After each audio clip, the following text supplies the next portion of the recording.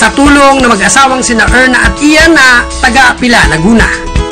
Taong 2011 daw nang simulan nila ang paggawa ng personalized toys. Nung una, sa mga pamangkin ko lang ginagawa yung mga stuffed toys, pinamimigay ko. Tapos, pagkapag may nakakita na ibang tao, nag-order din sila. Tapos yung hindi maka-afford sa umorder online abroad, ginagawa ko na rin din. Kalaunan, ang hilig na ito ni Ian, kanya nang pinagkakakitaan. Karamihan daw sa mga pinagagawa sa kanya bilang panregalo.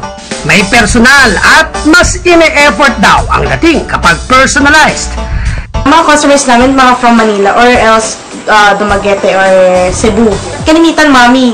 Ang halaga ng customized na laruan nasa 1,000 piso pataas. Depende sa laki at disenyo. Sa paggawa ng customized na laruan, si Ian mismo ang nagsisilbing artist. Samantalang si Erna naman na pagaman may hika at bawal sanang makasinghot ng mga himulmol ng tela, ang siyang nananahi ng mga laruan. Nagsusuot na lang siya ng mask bilang proteksyon. Masarap sa loob namin na yung na-accomplish namin yung demand nila na gusto nilang makakuha yung laruan na ganong itsura. Wala silang mahahanap sa ibang tindahan. Nang araw na yon, isang espesyal na laruan ang ipagagawa namin sa mag-asawa. Ang disenyo kasi na kanilang paggagayahan ang iginuhit mismo ni Cybrix na isang kuneho. Ang susunod naman po natin gagawin ay ang pagkakat ng pattern para dun sa tela na ang gagamitin natin.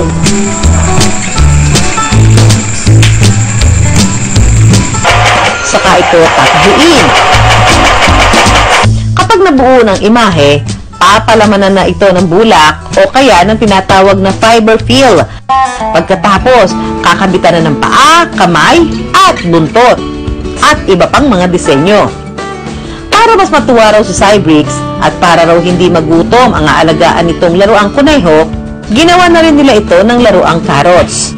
I wonder, matuwa kaya si Cybrix na ang iginuhit niyang kuneho tila nagkatotoo. Meron kang laruan. Pagtayin ng rabbit. Ano pa pangalan sa rabbit? Manny na lang. Manny, rabbit na lang din. Ito, mukhang drawing mo. Hindi na tayo bibili. Ayan. At para mas marami pang maiguhit si Cybrix at mas mahasa pa ang kanyang talento, diregaluhan din namin siya ng mga gamit sa pag-drawing.